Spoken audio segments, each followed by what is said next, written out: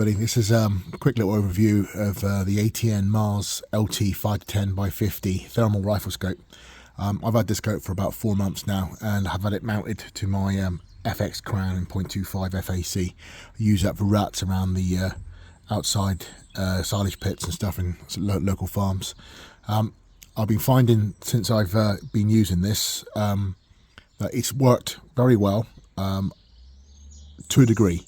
It's not up there with anything like these expensive rifle scopes. If you're looking for something that's just going to be there for ratting or, you know, out to 100 yards maybe on the rabbits and stuff, I would say that is probably the limit of this particular model.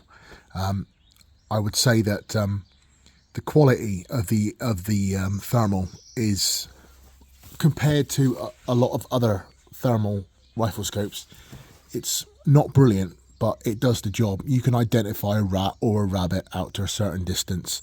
It's got its own limits, really. Don't go buying this scope thinking that you're going to be getting the same quality as what you're going to get with a Thermion or whatever, anything from Hick Micro. You're not going to get that. But this is a basic budget, no frills thermal rifle scope that does the job in many situations. It's pretty simple to use. I'll just tip this down here just to show you. There's your on button, that's your zoom, that's your menu button, press and hold. This does your contrast and your brightness or whichever. This takes you from being, you've got two options here of what the actual thermal image is. It's black hot or white hot. I prefer white hot, but you can change it to black hot. That's your magnification. You've only got 5 or 10 times magnification. It's not 5 to 10. It is just 5 or 10. So bear that in mind when you're using it, or you're thinking about purchasing one. There's your charging point. Little gripe there. Managed to lose the waterproof tab that covers that. So I'm gonna have to try and find a replacement somewhere. But otherwise, it's pretty good. This is a rear focus.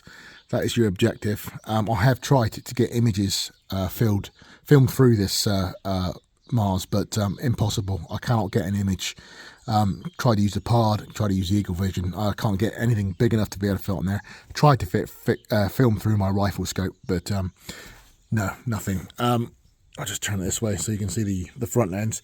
This is the 50mm front lens. You can get cheaper scopes that have offer a smaller objective, depending on what you want. But I would say I would go for, if you've got the money, I would go for this. Now, I got this scope for about £740.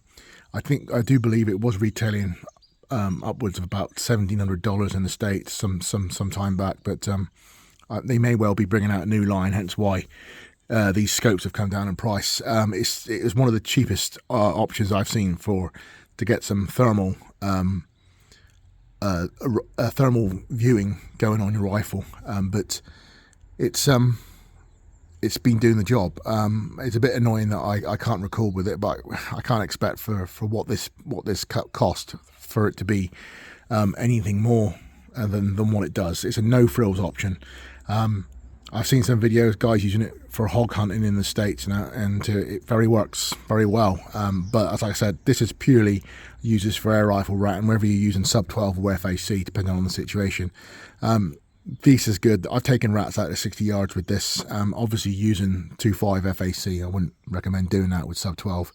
The only issue I find with the image is that sometimes you get this almost like a phasing blur between what you're looking at and the background, and whether that's to do with the quality of the sensor or not, I don't know, but that's one of my only real gripes with it. But what do you expect? It is a cheap, no frills thermal rifle scope, but its build is very, very good. Most ATN stuff is built well, from my experience. This is my first actual